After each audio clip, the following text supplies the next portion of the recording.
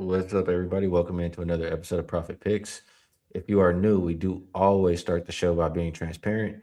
Yesterday, I had one play. It was one winner. It was the over in the Spurs and Timberwolves game. If you watched the first quarter, the first half, you probably didn't watch the rest of the game if you had the same bet that I had. But we got there. Some way, somehow, we got there, and that's all that matters. So, a nice winner there for myself. That'll make me now 17-10. Vino, hopefully your day was as good as mine or better. Yeah, it did turn out good, Ski. It turned out to be a 3-1. Really quick here, I'm just looking. Okay, so I missed what you said. You know how we like to do the math on 17 the and 10, playoff. that's where I'm at. 17-10 and 28-17 is 45-27. I'll get the calculator in a That second. sounds But pretty 45 good. and 27 combined, very solid for the playoffs right now. The early game, goodness gracious, I feel like I should have had 4-0 because I had the Philly Knicks game over 213.5 and a 31-point fourth quarter where the Sixers just go dry for the last 6.5 minutes of the game, only scored 3 points, kind of ran out of gas. But the second game, I was tied to that San Antonio game pretty strongly. Skee had 3 plays, all involving totals. San Antonio first half total over. After the first quarter, I was, not real happy, but they did get there, put up 59 first half, then full game total, got over 113.5. San Antonio's full game team total, and then, of course, the full game total itself. So I was tied to that total in 3 different ways, wound up being a 3-0 and a 3-1 on the day. So again, the combined efforts here in the playoffs are 45 good, 27 bad, and I'll just highlight the fact. 62.5%. There you go, 62.5, and I'll do it for you. I'll highlight the fact that I think I'm right here. Skee's now 5-1 with 5% play. So I'm ahead 21 units. I'd imagine Skee's ahead. We're probably in the vicinity of 60 plus units in the playoffs right now. So been good. Been good. We'll try to keep it going here today. And we have, like usual, another two games we're going to talk about. We will start with the Cavs and the Pistons. Opened up -3.5, has not moved. Total opened up 215.5, pretty much staying there. There are a few 216s out there. Sam Merrill is questionable. Kevin Herter is doubtful.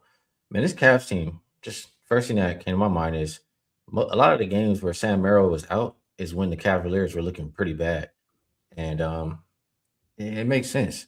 They just really rely on his spacing. Now, they did pick up a couple other guys, right? Like they picked up Keon Ellis, who helps, and he had some shots in that last game. But and Strus got healthy, But they definitely do play better, or need that spacing that Sam Merrill provides. And just listening to Atkinson talk, that's what he was saying. Talking a lot about it was their spacing wasn't correct, and he was saying that's the cause of some of these turnovers. Do you think that's why Detroit's defense looks so good? Do you think the Cavs offense can be trusted more tonight here, Vino? Do you think the Cavs will ever be able to play defense? I know you like to look at it from a totals perspective. What do you think here, Vino? The last one is the easiest of all to answer. I mean, the Cavs, they won't be able to play perimeter defense, that's for sure. Although Max Strus is a good defender, but the main guys don't really play a lot of defense. I had to go back, and it's funny, when we were about to come on, I kind of had a blank look, and you asked me if everything was okay. I was doing some math in my head on just that Sam Merrill. We talked during the season. I remember reading a quote from Kenny Atkinson, maybe mid-season, how important Sam Merrill is. Sam Merrill, Sam Merrill, Sam Merrill. So I went back to the Toronto series to see just how important Sam Merrill was. And he was really insignificant in a 7-game series. Didn't do much at all. Games where Cleveland scored 120 plus, a couple of them he had 1-3 in those games. I think he was 11 for 29, 11 for 30 overall. His best day in that series was like the 93-89 game where nobody could make a shot. And Cleveland was right in that game the other night against Detroit, again, without Sam Merrill. He played 6 minutes. And they were still right in it until Harden decided the last 6 minutes of the game to just turn the ball over relentlessly. So I'm thinking to myself, if Cleveland, they turned the ball over 20 times last game, if you clean that up a little bit, knock it down to 14 or something, and that's 20 wasted possessions, right? You just 20 times you don't get even a chance to score. If they take a little bit better care of the ball and knock it down to maybe 14 and get 6 extra chances to score, Cleveland should be right in this thing. I'm not very trusting of the Detroit offense. We've seen it. We saw it last series, right? There were points in that last series where we're like, God, Detroit is if correct if Cade Cunningham is not superhuman, they don't score. So Detroit's always subject to go blank here. It is Atkinson's point was they're going to pack the paint and we need to make threes. And I love the point you brought up because I would have brought it up as well. Max Strus, now that he's been in, I think it's only 12 games this season. And maybe that's why Sam Merrill was so important early in the season because they didn't have Max Strus to have any spacing. But now, And they didn't have Ellis. and no Ellis, right? And Strus actually leads the team in 3-point shooting right now at 40%. So he's getting into a rhythm again. And maybe that's a good substitute for Sam Merrill if, in fact, he can't go with the hamstring problem. I'm inclined to think that that Cleveland can be right in this one, Skee. The problem that bugs me the most is the fact that they haven't been effective on the road. The one thing that does help me a little bit is they're generally good against Detroit in the playoffs. But I do think that, Max Strus and Keon Ellis can step in and be that substitute for Sam Merrill here. So we'll see how it goes. But I would think Cleveland plus points, it makes a little bit of sense to me. Let's put it that way. I mean, I don't know. I want to think that they can score. I do. Um, it's just what do I really think is going to change in this game? Like those turnovers. That's who James Harden has been. You know, I heard something that said he has 29 games with more turnovers than field goals made. I'm like, is it really going to change in this next game? I don't want to bet on James Harden in the playoffs. I think I've had, yeah, Casey knows. I've seen enough. I'm not doing it. I'm not banking on James Harden to do anything for me. Then I look at Spider and I'm like, usually I can count on him a little bit but right now I feel like he doesn't even want to be there. He his body language, you know, and all he does is shoot threes. He's only shot 18 free throws. He's crying about he got a flop or whatever. He barely even going inside, he's just shooting threes. I don't know. I just feel like Cavs are untrustworthy. Like you said, who's not getting any stops in this game. I think the Pistons, I mean, they're in their stride right now. They won how many games in a row? 4 games in a row.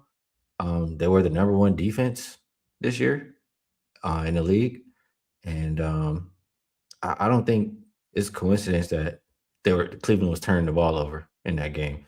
I mean, Twin, he'd be out there causing havoc. Um, I think Detroit, they got the best player on the court clearly, and he's playing defense. He'll check either one of the guards on the other side, and they got the best defense. I would say the best coach right now too. It's hard to think that they're not going to win at home. Anything else you want to add here, Vino? No, I think that you need if you're going to back the Cleveland side, you definitely need Donovan Mitchell to play better. His shooting has been so inconsistent throughout the playoffs. If you definitely need him. If there's a step up time, it has to be now. And like we said earlier, the Strus thing I think is important if Merrill can't go.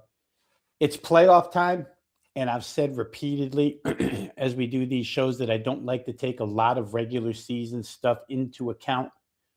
But if you do want to put a small bit of positive for Cleveland into your handicap, they scored 107 or better every single time against Detroit and got to 101 here with 20 turnovers. So Harden's been miserable as far as the amount of games, playoff games where he's had, like you said, 29 games with more turnovers than field goals made. He's played in about 180 or something playoff games. So there's times where he has been good.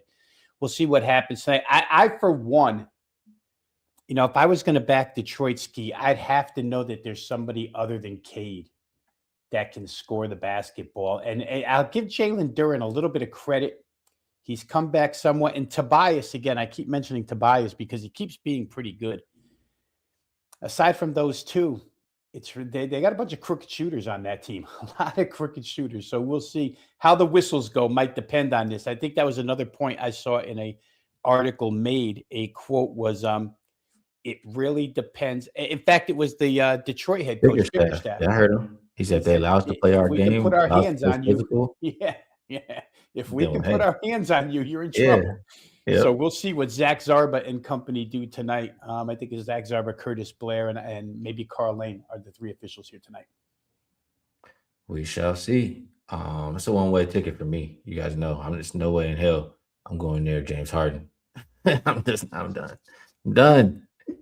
All right. Lakers and Thunder. This one is it looks like the same lines as yesterday. My on screen is kind of blanking out now, but actually the total is a little bit less than yesterday. And as far as the opener, it's right on par for the opener. Kennard is questionable. Vandy is doubtful. Still no Luca. And we know J Dub is out for OKC. I mean, Vino. I told you I was scarred after that first time late because I said I don't I've seen like I said on the last game, I've seen enough. I don't need to see any more. You won't catch my money on the Lakers until you might not catch him at all, actually. But I mean, another game where OKC just smokes them. SGA doesn't even have a good game. Lakers banged up. What's going to change here? It could get worse. That could be the change. It could get worse. I mean, you just said there's no way I'm getting anywhere near James Harden, and I would say there's no way I'm getting anywhere near the Lakers right now. I think last show we did when these two played series opener, somebody put it in the chat, and then you said it yourself. When's the last time the Lakers scored 100 points? They didn't do it last game either. And then you start missing extra pieces. Luke Kennard is somebody they were depending on in that Houston series to score. Marcus Smart went dry in game one, and SGA went to the free throw line 3 times or had 3 attempts. That's unheard of. 2 for 3 from the foul line. Reason why he only got to 18 points. I would expect he gets to the free throw line a little bit more here. Oklahoma City's just got too much in the way of defensive pressure, turning defense into offense and scoring. And then, when they do get hot for stretches, they score in bunches. So, couple of options here. Either play OKC in blowout fashion again. Now, I will caution a little bit because there was a game in that Phoenix series where Phoenix did just enough somewhere in this price range, like the 15, 16, 16 and a half, something, where they backdoored OKC while the starters sat on the bench and relaxed. And that could, it could happen. Wouldn't count on it. Otherwise, if you just want to rely on OKC, their team total is like 113 and a half. And I have to believe that they shoot a few more free throws in this game. They did shoot well from the field last game. I don't know that they can shoot much more than 49, but if they do, they'll probably crash right through 113 and a half here tonight, I would think. That's the show for today. I'm gonna stay away from this game. But we'll wrap it up, do a little bit of promo, and get out of here. Let's see what are we rocking with today. We'll go with good old 45. I mean, it's the last day for the next one too. So double NBA Court Vision, 3 days for $59. Best way to get involved as far as the NBA to check out Rob Veno and myself. Um, and we just told you what 45 and 27. So it's about 62.5% between the two of us in the playoffs. And looking to keep it going here today. This should be the last day. WNBA early bird pricing plus the rest of the NBA playoffs for free. We will be talking WNBA just like we talk NBA, and we expect it to be another profitable season. Basketball, do we do pretty well in basketball around here? So Vino, I'm going to pass it back to you. Ask you if there's anything else you'd like to promote, and if you have a best bet for the show, we'd love to hear it. If you don't, all good. Yeah, the promos, I think you covered them well, Skee. Again, we're going to make certain members of the chat unhappy, but I'm not going to drop a best bet here for today. My one play is up and available over at wagertalk.com if you guys want it. again, I did see something in the comments section where a listener or a viewer actually made the point that we try to make all the time, Ski. It's not that we don't want to reveal what we're playing here, but it's when you only have one play, and we do work for a company that wants to sell the play. They don't want us running around on videos giving that play out for free. So sometimes we do and we disguise it a little bit, but again, I saw somebody talking about listening skills. So we're getting through a little bit, Ski. If you're listening, if you are listening closely, you're hearing a lot of the direction. Last night, you could have told easily which way we were leaning. So I'll draw back on the best bet. I'm sure I'll have one tomorrow night because we're going to include, or tomorrow afternoon because we're going to include WNBA in our show tomorrow. So I'm sure we'll have one for you tomorrow. Yeah, I'm looking at yeah, definitely. It's gonna start being, a lot of more bets every day because we'll have a lot more to choose from and share, like you said. Today, you know what? I do want to leave a best bet. I'm gonna make it right now. And I can get That's I can get a -3, -115, or 3.5, 110. I'll take the three, five with the 5 cents. Um, Going with the Pistons. I mean, I told you all the reasons not to trust James Harden. I mean, my boy Jay said in the chat, when they show you who they are, believe them. And he don't even look like he cares. Honestly, when we look at him in the post conferences in general, he never cares. It's just who he is in the playoffs. Um, I'll expect more turnovers versus best defense again.